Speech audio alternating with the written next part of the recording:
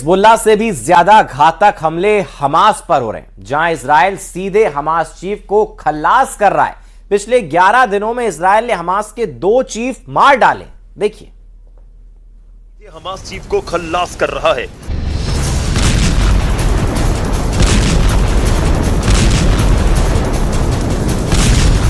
Hezbollah से भी ज्यादा घातक हमले हमास पर हो रहे हैं, जहां इजराइल सीधे हमास चीफ को खल्लास कर रहा है। पिछले 11 दिनों में इजराइल ने हमास के 2 चीफ मार डाले। इजरायली सेना के मुताबिक एयर स्ट्राइक में हमास के मिलिट्री विंग के नए चीफ मोहम्मद औदेह को मार गिराया गया। औदेह को 7 अक्टूबर हमले का चीफ प्लानर बताया जा रहा है। इजराइल ने औदेह को इजराइल में घुसपैठ और हमले के टारगेट तय करने वाला मास्टरमाइंड करार दिया। औदेह के सफाई के साथ इजराइल ने पिछले 2 हफ्तों में हमास के दूसरे बड़े सैन्य कमांडर का खात्मा कर दिया। औदेह से पहले इजराइल के is Al Deen ul Haddad का सफाया 15 मई को किया गया था।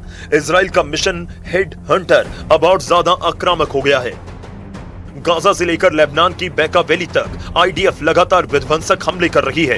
इजराइल का दावा है कि 180 से ज्यादा ठिकानों को टारगेट किया गया। इजराइल ने हमास के नए सैन्य चीफ मोहम्मद औदेह को भी टारगेट किया। वहीं सीज फायर के बावजूद दक्षिण लेबनान में इजराइल की सेना लगातार बमबारी कर रही है। साफ दिख रहा है कि इजराइल केवल जवाबी हमला नहीं, बल्कि हमास और हिजबुल्लाह की पूरी कमांड चेन तोड़ने के मिशन पर उतर चुका है, जिसे देखते हुए अब ईरान लेबनान वॉर में गेम चेंजर हथियारों के साथ एंट्री लेने के सिग्नल दे रहा है। लेबनान में इजराइल का ईरान से एनकाउंटर शुरू। इजराइल के बेन गुरियन और रेमन एयरपोर्ट इस वक्त अमेरिकी एयरफोर्स के बड़े बेस बनते जा रहे हैं। रिपोर्ट के मुताबिक दर्जनों अमेरिकी लड़ाकू और ईंधन भरने वाले विमान अब भी इजराइल में तैनात हैं। इतने सैन्य विमान मौजूद हैं कि आम फ्लाइट ऑपरेशन तक प्रभावित होने लगे हैं, जिससे साफ हो चुका है कि ईरान पर अमेरिका और इजराइल का दोबारा हमला हो सकता है। सीज फायर के बाद भी इजराइल में अमेरिकी सैन्य मौजूदगी लगातार बढ़ने से ईरान भी एक्टिव वॉर जोन में उतरने की तैयारी कर रहा है। که این اولین بار نیست که ما شاهد این تناقض‌گویی ها هستیم. اصلا یکی از مشکلات ما در مذاکرات این تناقض‌گویی ها و این تناقض در رفتار اینهاست. این موضوع بار اول نیست.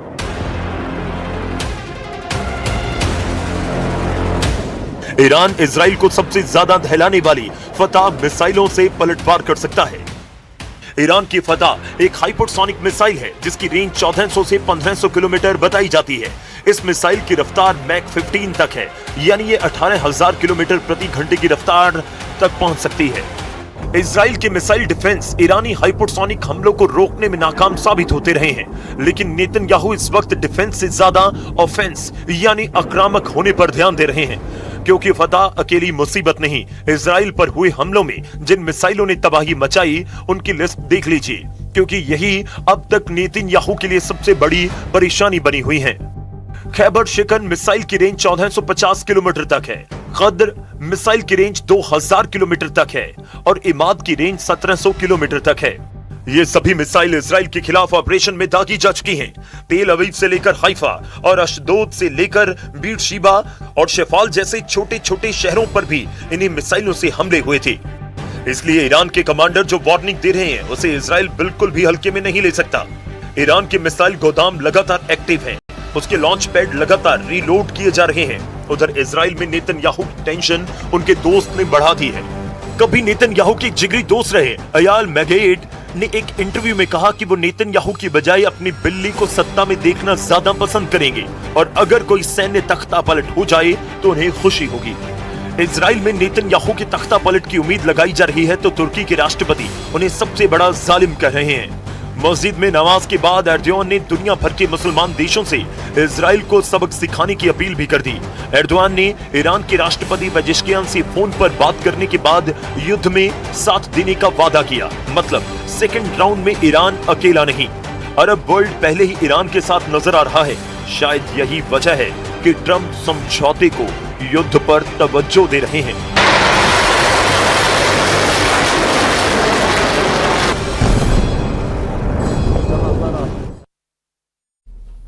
ने दावा किया है कि उसने सिर्फ 10 दिनों में स्टेल्थ जेट को मार गिराने वाले हथियार बना लिए। मुस्तफा खामनेई के टॉप कमांडर ने धमकी दी है कि ईरान के समुद्री तट अब अमेरिकी नौसेना के लिए कब्रिस्तान बन चुके हैं। ईरान ने अमेरिका से युद्ध के लिए चाबहार से मशहर तक हथियारों की जबरदस्त तैनाती करती है। देखिए।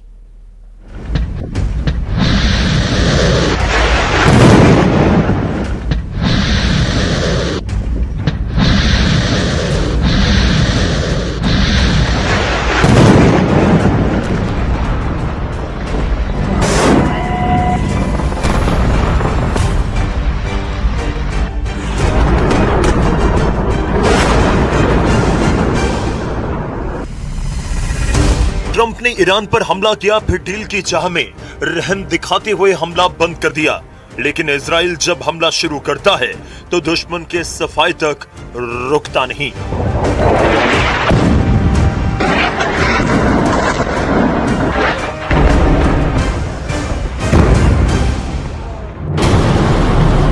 जैसे 12 दिन का युद्ध हुआ, जैसे 28 फरवरी के बाद अमेरिका और ईरान में बारूदी टकराव हुआ, क्या ये धमाके उससे कम लगते हैं? क्या ये बर्बादी कुछ कम है? क्या यहाँ बमबारी का लेवल कम है? यकीनन नहीं, क्योंकि इजराइल के बम धमाके हैं। ये जंगी जेट नेतन्याहू के ऑर्डर पर बारूद बरसा रहे हैं। नेतन्याहू ने ट्रंप से फोन पर बात करने के बाद सबसे खतरनाक रुख अपना लिया है। ईरान पर हमला कर ट्रंप ने पहले सीज फायर तोड़ा और अब उन्होंने इमरजेंसी मीटिंग की जगह बदल डाली है।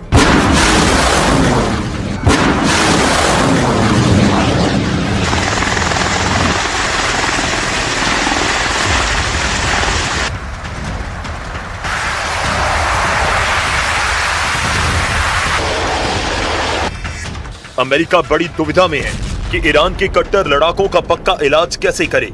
इसलिए दूसरे दौर के युद्ध को भड़काने के बाद ट्रंप फिर साइलेंट हो चुके हैं। हालांकि अमेरिकी हमलों के 24 घंटे भी नहीं गुजरे कि ईरान ने भयानक बदला लेना शुरू कर दिया। ईरान ने हॉर्मुज़ को फिर से बारूदी सुरंगों से पाट दिया है। ईरान ने वॉर जोन में अपने सबसे विस्फोटक हथियारों की तैनाती करके धमकी दी है कि अब ट्रंप ईरान पर हमले की जुर्रत नहीं दिखा सकते। रेवोल्यूशनरी कमांडर अकबर जादेह ने धमकी देते हुए कहा कि इसमें कोई शक ना करें कि चाबहार से लेकर महशहर तक के पूरे इलाके को हमलावरों के लिए कब्रिस्तान बना दिया गया है। هدف قرار دادن پرنده‌های رادارگریز دشمن یکی از موضوعاتی بود که از ابتدای جنگ رمضان تو دستور کار عزیزان ما در صنعت دفاعی قرار گرفت. کمتر از 10 روز ما به فناوری مسلط شدیم که توانستیم هواپیمای F-35 و هواپیمای پیشرفته دشمن رو آسیب جدی بهش وارد.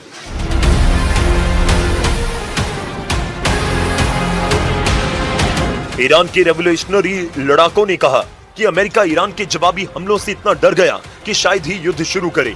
हालांकि ईरान की गलतफहमी इजराइल ने एक झटके में तोड़ भी डाली। इजराइल ने भयानक हमला कर ईरान समर्थित 31 लड़ाकों को ढेर कर दिया। अमेरिका युद्ध का रिमोट कंट्रोल अब नेतन्याहू ने अपने हाथ में ले लिया है। अब केवल इजराइल हमले कर रहा है। लेबनान में बमबारी हो रही है, गाजा में बम फट रहे हैं। ईरान पर फिर से हमलों के लिए इजराइल ने ट्रंप के जंगी लड़ाकों को अपने यहाँ जुटा लिया है। लेबनान में हिजबुल्लाह और इजराइल का भीषण युद्ध चल रहा है। इजराइल डिफेंस फोर्स ने दावा किया कि हिजबुल्लाह के कई ठिकानों, रॉकेट लॉन्च साइट्स और ऑपरेशन सेंटर पर बड़े हमले किए गए।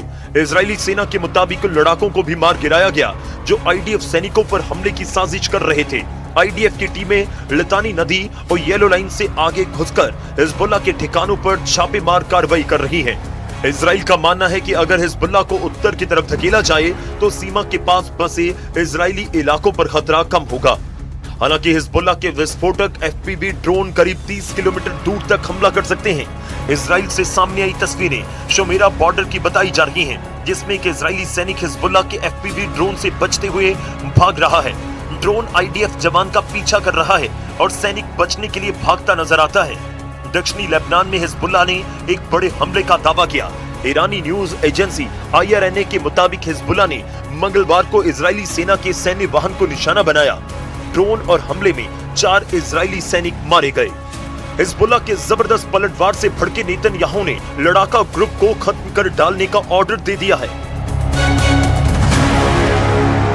בהנחיה שלי ושל שר הביטחון, יחד עם הרמטכ"ל, אנחנו מעמיקים את הפעולה שלנו בלבנון. צה"ל פועל עם כוחות גדולים בשטח, הוא תופס שטחים שולטים. אנחנו מבצרים את רצועת הביטחון כדי להגן על יישובי הצפון. במקביל אנחנו מקיימים מאמץ לאומי ענק כדי לקדם פתרונות יצירתיים